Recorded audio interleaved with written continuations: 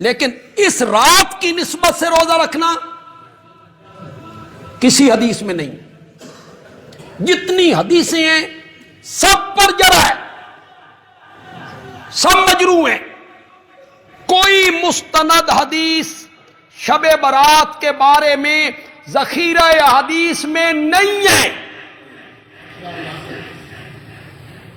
اس کا کوئی تصور نہیں ہے. لیکن اس رات کو خاص کر کے قبرستان جانا کوئی شریعت اسلامیہ کا حکم نہیں ہے.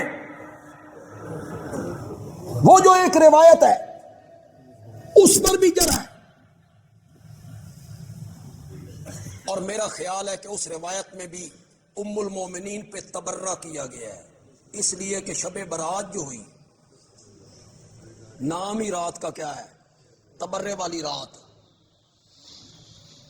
حضرت عائشہ کہتی ہیں میں رات کے کسی پیر اٹھی تو میں نے دیکھا کہ آقا بستر پہ نہیں ہے، تو میرے دل میں خیال آیا میری باری والے دن آقا کسی اور اہلیہ کے پاس چلے گئے. یہ ام المومنین پہ تبرہ ہو رہا ہے، یہ حضرت عائشہ پہ کیا ہو رہا ہے، کہ اسے نبی پاک پر اعتماد نہیں تھا. اس کی سوچ یہ تھی کہ آقا میری رات میں کسی اور اہلیہ کے پاس چلے گئے. حضرت عائشہ کہتی ہیں میرے ذہن میں یہ سوچ آئی، میں بھی پیچھے سے نکل گئی اور میں نکل کے جنت البقیع پہنچ گئی. آج جنت البقیع مسجد نبوی کے بالکل مل گیا، مسجد نبوی ختم ہوئی، آگے جنت البقیع. لیکن پرانی مسجد نبوی دیکھیں، آگے اس کے جو صحابہ کے مکان ہیں، گلیاں ہیں، اس وقت تو فاصلہ تھا. یہ سارے مکان تھے صحابہ کے. ان گلیوں سے گزرتے گزرتے گزرتے میں بھی جنت البقیع چلی. دل میں خیال کیا آیا تھا، کہاں چلے گئے ہوں گے. تو پھر چاہیے کیا تھا، ساتھ حفصہ، حضرت حفصہ کا حجرہ ہے. خیال یہ آ رہا ہے کہ کسی اور اہلیہ کے پاس چلی گئیں، چلے گئے نبی پاک. اس خیال سے باہر نکلی، ازواج کے حجروں کی طرف نہیں جا رہی. کدھر جا رہی؟ راوی کو ذرا دیکھے وہ تبرہ کیسے کر رہا ہے.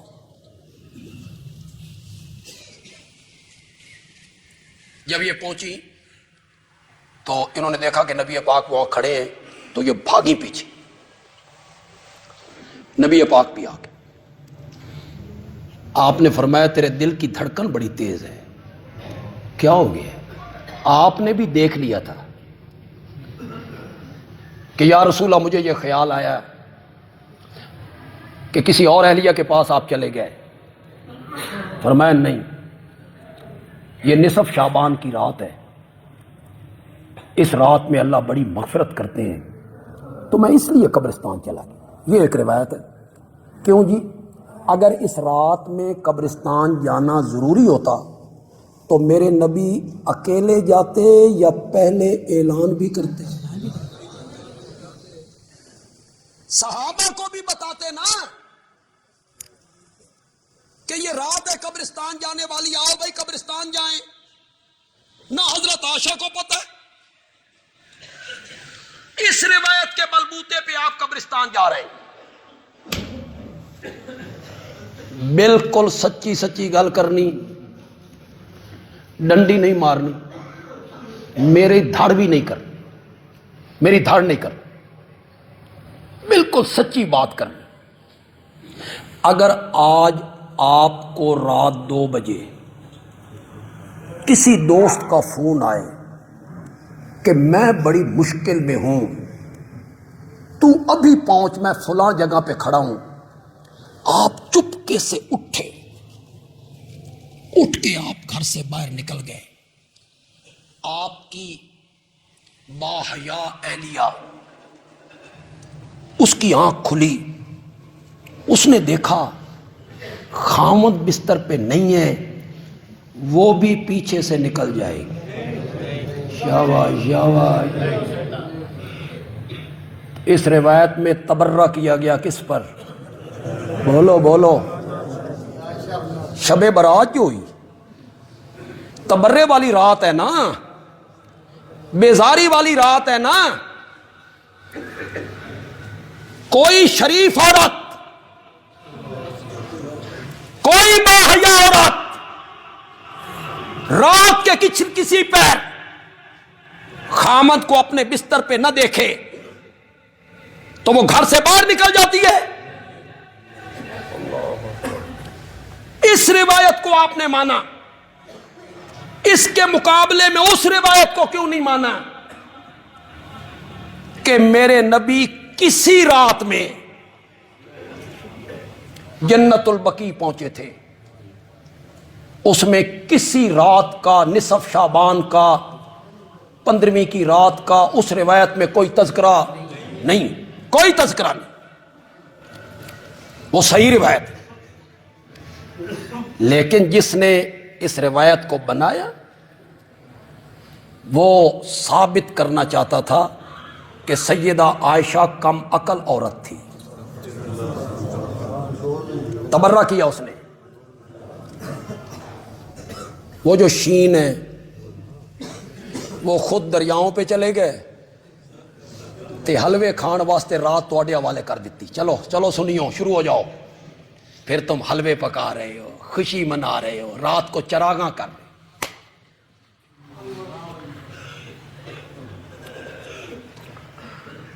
یہ برام کا قوم تھی چراغاں کرنے والی، آتش پرست لوگ تھے،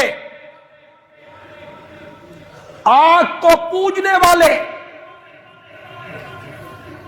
ان کی آگ کو بجھایا تھا صحابہ نے. یہ آتش پرست تھے. وہی برام کا قوم، اس نے بدلہ چکایا. اس رات تمہارے ہاتھوں سے آگ روشن کروائی گئی. موم بتیاں جلاؤ، دیوے جلاؤ، چراغاں کر.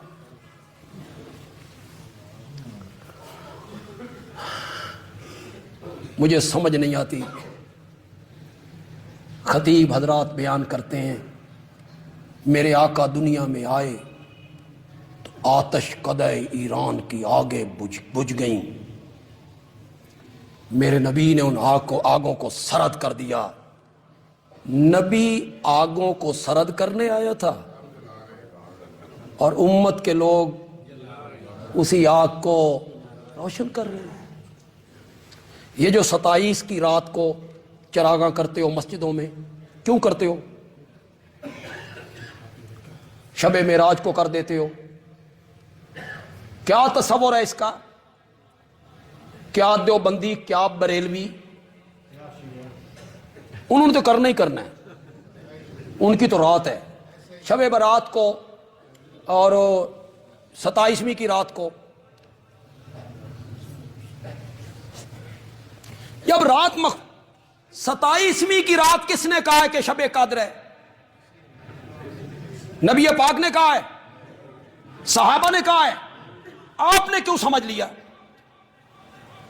کتنی ہماری مسجدوں کے لوگ ہیں وہ کہتے ہیں جی 27 نو ختم کرنا جی. واہ، تجھے رب نے بتایا ہے کہ 27 کو شب قدر ہے؟ تجھے جبریل نے بتایا ہے کہ شب قدر 27 کو ہے؟ کوئی تعین نہیں. حضرت عبداللہ ابن مسعود رضی اللہ تعالیٰ عنہ، جن کے متعلق کہا گیا ما حدثکم ابن مسعود فصدقوها، جو بات ابن مسعود کرے اس کی تصدیق کیا کرو. وہ ابن مسعود کہتا ہے پورے سال میں کوئی رات شب قدر ہوتی ہے. چلو سن دیو کہ حیران ہو گئے ہو. کیا کہتے ہیں ابن مسعود؟ پوری سال میں کوئی ایک رات ہوتی ہے شب قدر. دوسرے صحابی سے پوچھا گیا، عبداللہ ابن مسعود یوں فرما رہے ہیں.